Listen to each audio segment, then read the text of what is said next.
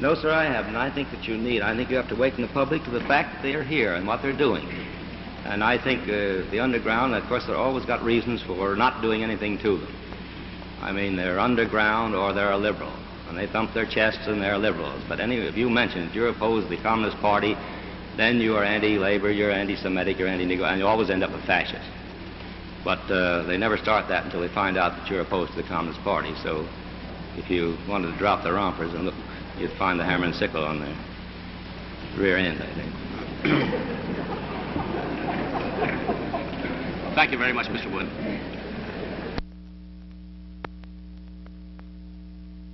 Raise your right hand. Menjou, do you solemnly swear the testimony you're about to give is the truth, the whole truth, and nothing but the truth, so help you God? I do. Sit down, please, Menjou. Mr. Chairman, to try to determine who was right or who was wrong, I believe that 95% of the people in California are decent, honest American citizens. The Communist Party is a minority, but a dangerous minority. I believe that the entire nation should be alerted to its menace today. I think that Mr. Wyszynski and Mr. Molotov have done the most magnificent job of awakening a great many people. The more information the American people get, the more they will realize it, the more they will turn against it. It is completely against the un-American feeling, this communistic thing. I believe I would move to the state of Texas if it ever came here, because I think the Texans would kill them on sight. Heralding the annual observance of Navy Day, a mighty battle wagon plunges through heavy seas lashed by a howling typhoon. To these men and their brothers in arms, we extend each year our heartfelt thanks for their devotion to duty and to country. The weather instruments spin furiously, driven by the screaming winds that tear planes from their catapults. In the Atlantic, the great carrier Midway rendezvous for a firing operation. Several hundred miles offshore, a German V-2 rocket is prepared for test launching.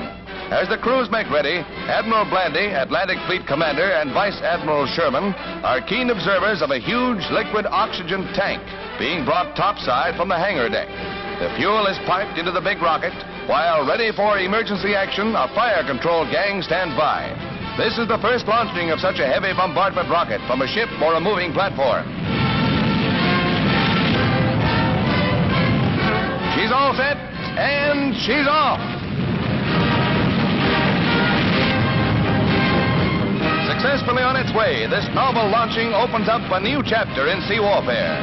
Such scientific research keeps our Navy the finest in the world. Hail to our mighty Navy.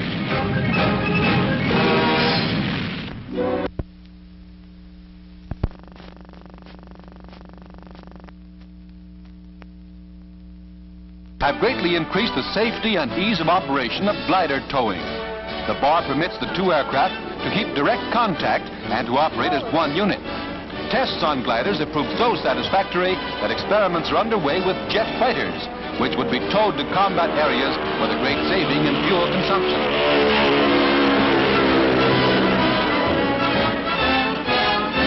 The novel device affords such direct control over the glider that tow flights can now be made in all kinds of weather, hitherto a restricting hazard. The flying tugboat ushers in a new era in the air.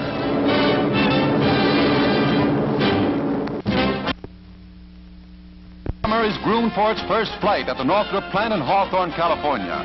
Called YB-49, the huge 100-ton dreadnought packs 32,000 horsepower in its 8 jet engines.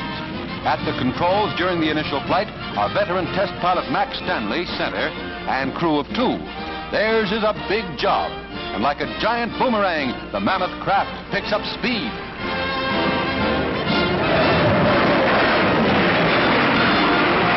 Trailing streams of smoke from its jets, Uncle Sam's latest ace of the atom age passes its test with flying colors.